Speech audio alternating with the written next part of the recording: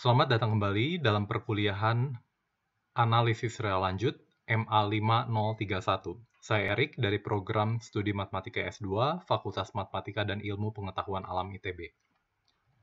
Pada kesempatan kali ini, kita akan berbicara tentang barisan dan deret fungsi.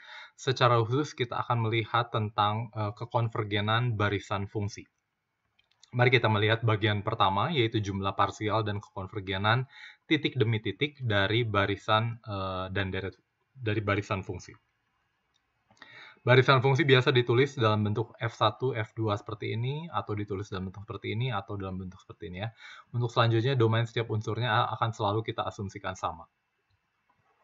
Definisi konvergenan titik demi titik dari barisan fungsi Fj dengan domain S disebut konvergen titik demi titik ke fungsi f di S. Jika untuk setiap X anggota S, barisan Fjx ini konvergen ke Fx. Jangan lupa, Fjx ini adalah apa? Kalau X-nya fix, Fjx ini adalah barisan bilangan real biasa. Jadi barisan bilangan real konvergen ke barisan bilangan real. Jadi kalau setiap titik, jadi setiap titiknya saya punya barisan bilangan real gitu ya. Nah, misalkan barisan fungsi Fj konvergen ke fungsi f di S, pertanyaan yang akan dijawab pada bab ini adalah 1. Jika saya punya barisan fungsi Fj yang kontinu, setiap Fj-nya itu kontinu, apakah limitnya juga akan kontinu? Gitu ya. Nah, yang kedua, kalau saya punya Fj ini adalah barisan fungsi yang terintegralkan pada suatu interval di S. Pertanyaannya, apakah limitnya juga terintegralkan di I? Lebih jauh lagi, kalau dia terintegralkan, apakah integral dari limitnya itu sama dengan integral dari F-nya? Gitu ya. Jadi, apakah ini berlaku seperti ini? Oke, yang berikutnya, apakah kalau saya punya barisan fungsi yang terdiferensialkan di S, apakah limitnya juga sudah pasti terdiferensialkan? Yang berikutnya adalah kalau misalkan dia terdiferensialkan, apakah limit dari turunannya sama dengan turunan dari limitnya? Gitu ya. Jadi kelima pertanyaan ini akan kita jawab dan kita nanti bisa memberikan contoh penyangkal bahwa kelima hal ini secara umum tidak terjadi. Saya membutuhkan tambahan syarat sehingga bisa terjadi hal yang kita inginkan.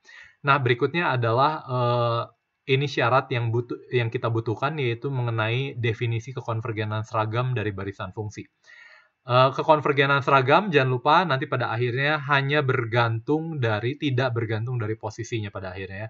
Misalnya saya punya barisan fungsi Fj dengan domain S di real, barisan fungsi Fj dikatakan konvergen seragam ke fungsi f di S jika untuk setiap epsilon lebih besar dari 0, terdapat bilangan asli n, ini terlalu berlebihan, sehingga untuk setiap J lebih besar dari N dan X anggota S berlaku ini kurang dari epsilon. Jangan lupa ini untuk setiapnya ini dan untuk setiap X anggota S. Atau kadang-kadang biasanya di buku lain, untuk setiap J lebih besar dari N berlaku ini untuk setiap X anggota S. Oke ya. Nah, kalau suatu fungsi barisan fungsi kontinu itu dia konvergen seragam di S ke fungsi f di S, maka F-nya itu pasti akan kontinu. Gitu ya, coba kita lihat buktinya.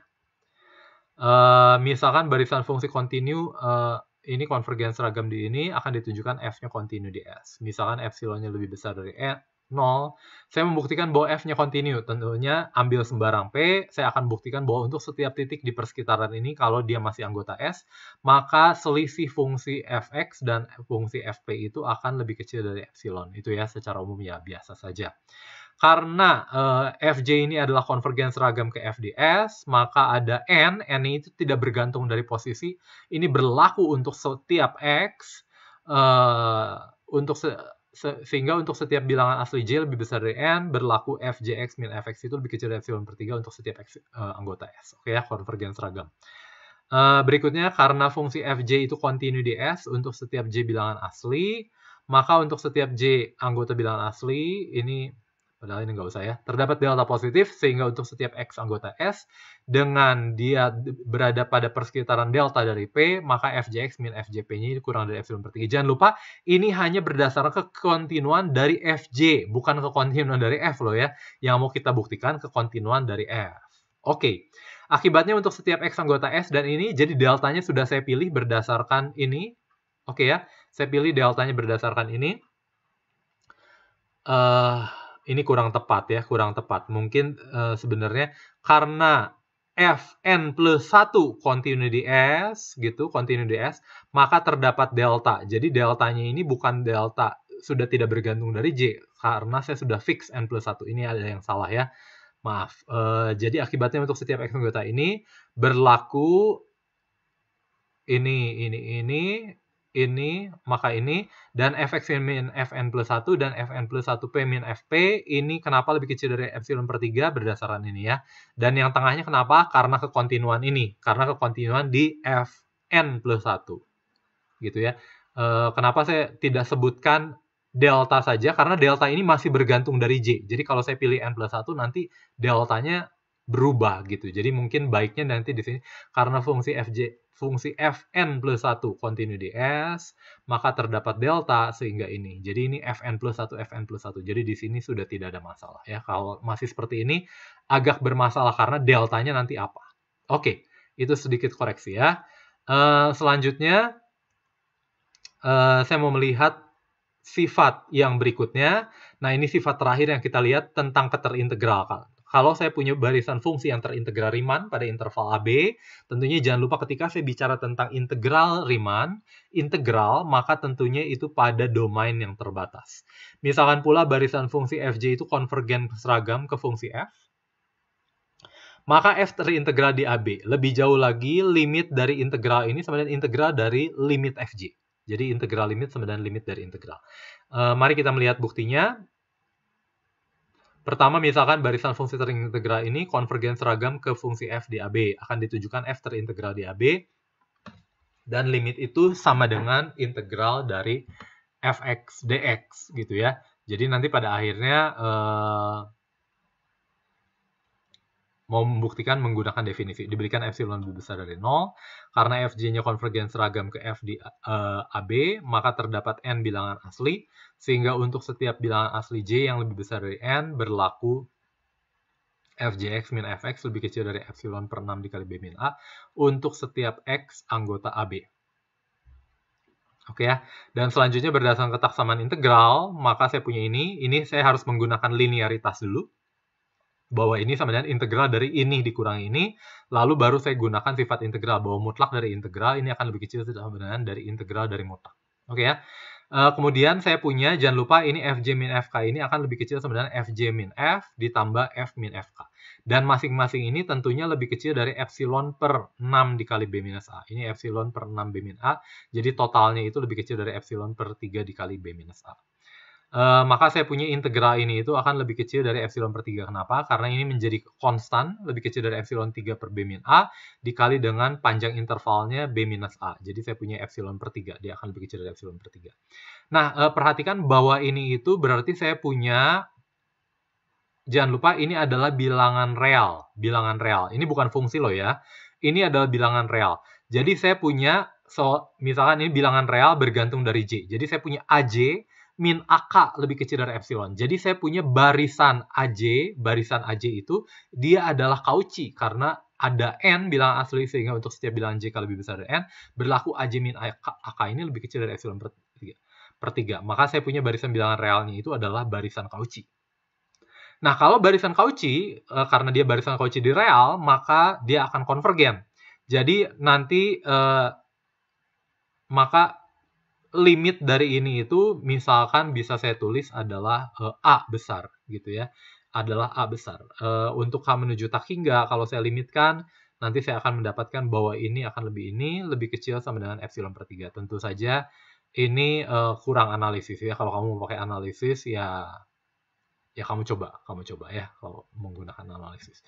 Kemudian karena fn plus 1 terintegral di AB, maka terdapat delta positif, sehingga untuk setiap partisi berlabel P dot, dengan norma partisinya kurang dari delta, berlaku Rfn plus 1 ini kurang dari epsilon per 3.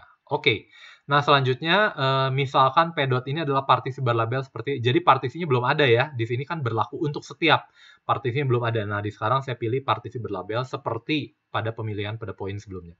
Maka saya punya RFP dot minus A, jadi ini mau mencari apa? Integral dari F dikurangi A, jangan lupa A ini adalah apa? A ini adalah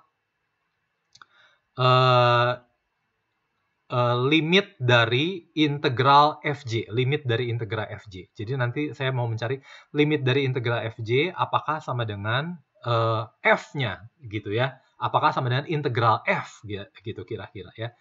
Jadi tinggal ditafsir suku pertama dan ru kedua. Kenapa? Karena ini Rf n plus 1 min F ini sudah lebih kecil dari epsilon per 3. Oke ya. Dan saya punya ini integral Fn plus 1 min A, integral Fn plus 1 min A, ini saya juga sudah dapat epsilon per 3. Pertanyaannya tinggal ini, bagaimana saya menaksir suku pertama dari ini?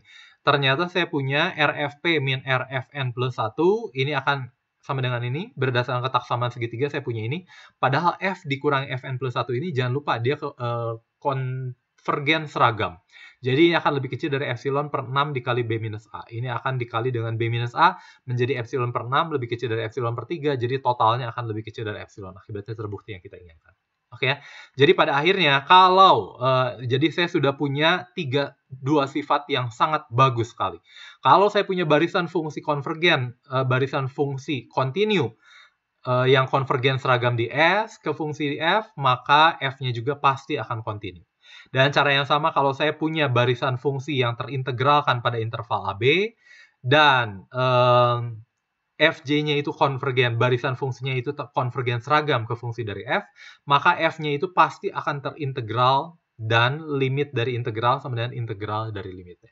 Oke ya, selanjutnya kita akan membahas topik yang agak lebih rumit sedikit, yaitu lebih jauh tentang konvergenan seragam barisan fungsi, yaitu tentang keterdiferensialan. Ini akan kita bahas pada sesi berikutnya. Oke, terima kasih.